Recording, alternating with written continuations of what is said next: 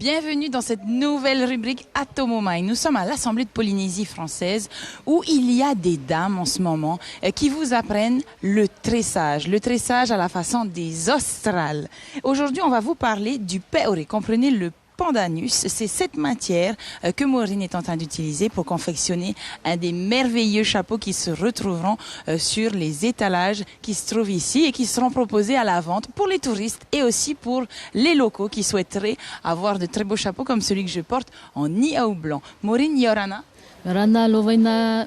Maureen, tu es en train de tresser du peoré. Avant de parler du tressage, avant que tu nous fasses un cours de tressage, on va présenter la matière première, c'est du pandanus. Comment est-ce qu'on obtient ces feuilles? Avant tout, pour avoir cette matière-là, il y a le peoré vert, hein. D'abord la plante verte. Il faut travailler. Nous, on n'a pas la matière ici, mais on va expliquer. Hein. Il faut juste enlever la nervure qui est au milieu. Et ensuite, ça c'est ordinaire, hein, c'est séché. Hein.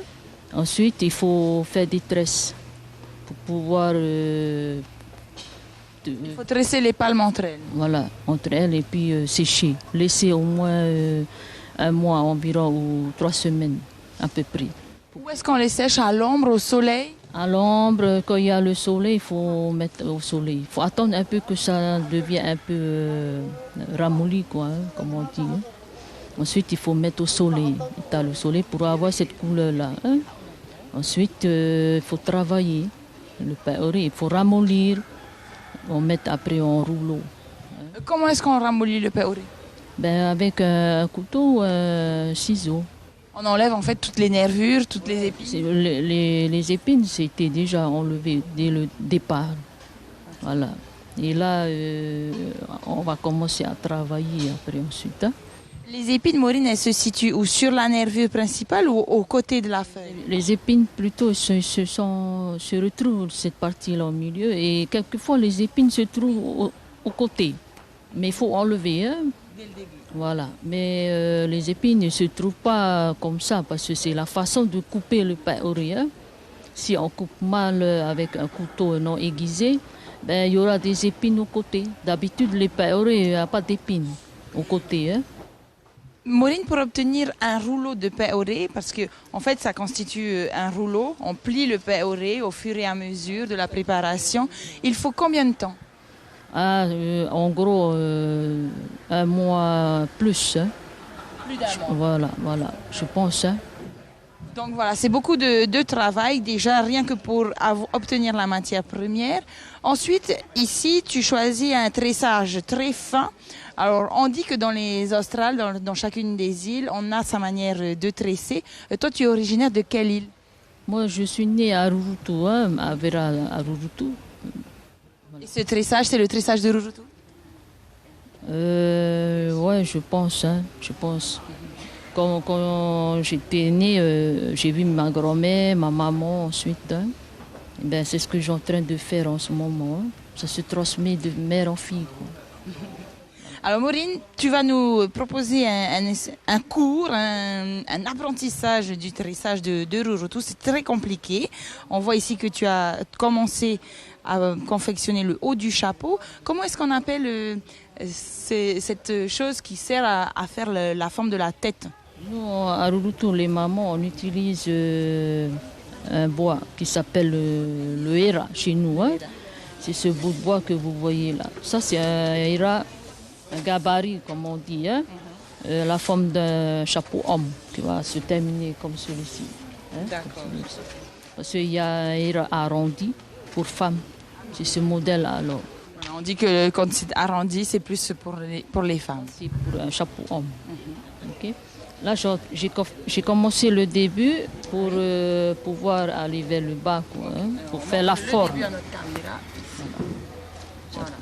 Ça, c'est le début. Hein. Le haut de la tête. Voilà, pour commencer quoi. Hein. Ensuite, on va prendre la forme sur dans le bas. Hein. Okay. Voilà.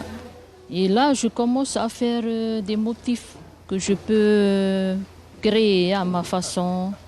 C'est des motifs que nous, les mamans, on connaît le plus souvent. On utilise le plus souvent à Rurutu. Voilà. Mais pour faire un chapeau, il faut vivre là-dedans. Hein. Il faut des années de cours, hein, je pense. Hein. On ne peut pas faire un chapeau tout de suite comme ça. Hein. Combien de temps on prend pour réaliser un chapeau avec autant de détails comme celui-ci? Je veux dire pour les mamans professionnelles, il faut au moins 2 jours. 2 jours? Oui, 2 jours maximum. Hein. Mais pour les amateurs, c'est peut-être 4 jours ou 5 jours. Hein. Ou peut-être 2 semaines. Hein? Ouais, cela dépendra de la personne. Quoi, hein. Alors, le principe est simple, on met simple, relativement simple. Il faut mettre un brin au-dessus, un brin en dessous, et ensuite qu'est-ce qu'on fait? De faire, en tous les cas, le chapeau se fait mathématiquement. Hein. C'est comme les maths. Il y a une façon de travailler verticale et horizontale, toujours verticale et horizontale. S'il y avait le début, je peux déjà expliquer. Hein. Là, c'est un triangle. Hein. Oui. Suivant la forme du chapeau, du héra, comme on dit, hein, du gabarit. Si le gabarit il est assez long, oui, il faudra faire un rectangle au milieu. Si le gabarit il est rond, comme celui-là, oui, il faudra faire un carré. D'accord. C'est tout simple, c'est comme les mathématiques. Eh bien, Maureen, merci pour cet apprentissage, pour cette initiation au tressage des Australes et plus particulièrement de l'île de Rurutu. On reviendra pour vous interpréter une petite chanson avec notre Mama Meria que vous connaissez aujourd'hui, une chanson sur le peoré.